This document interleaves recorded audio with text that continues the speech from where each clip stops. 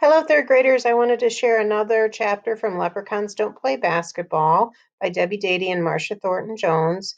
Today we are going to be reading chapter 11. Before we go on to chapter 11, let's recap chapter 10. We're looking for some of those patterns of behavior in the characters.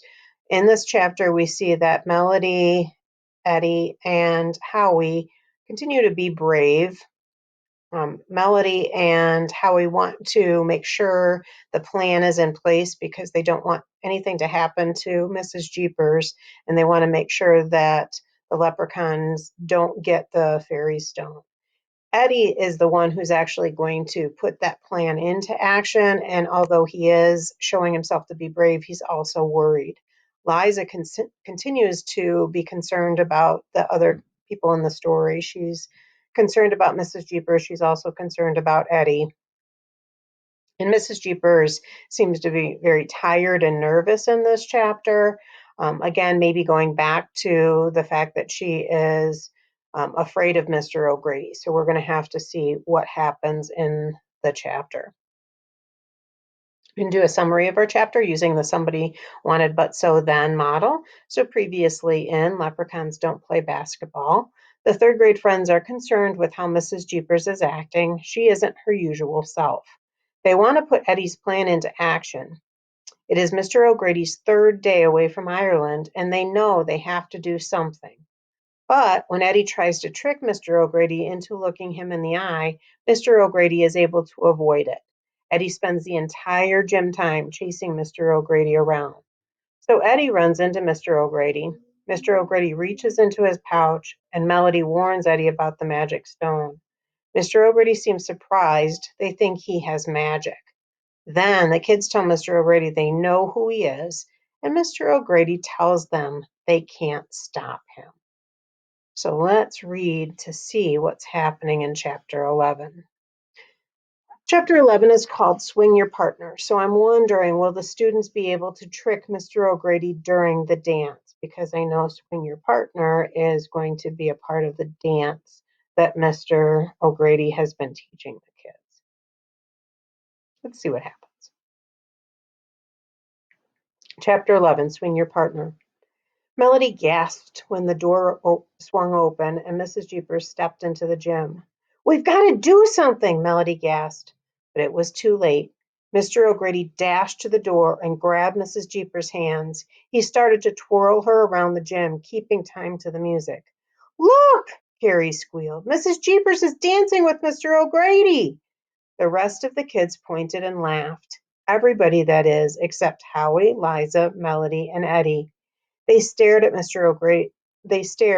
O'Grady spun Mrs. Jeepers faster and faster around the gym. Her black shoes flew off the floor and her long red hair was swept back.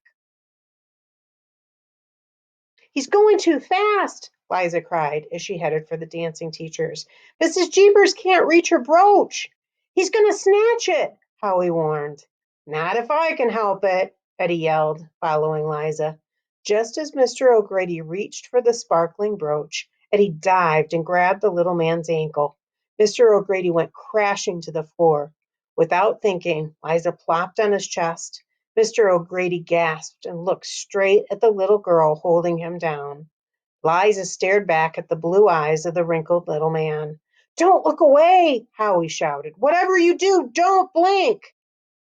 Liza took a slow breath, but she kept her eyes on Mr. O'Grady.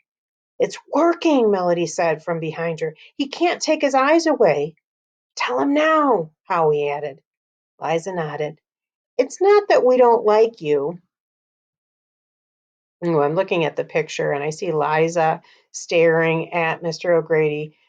I see Eddie behind her looking down, kind of satisfied.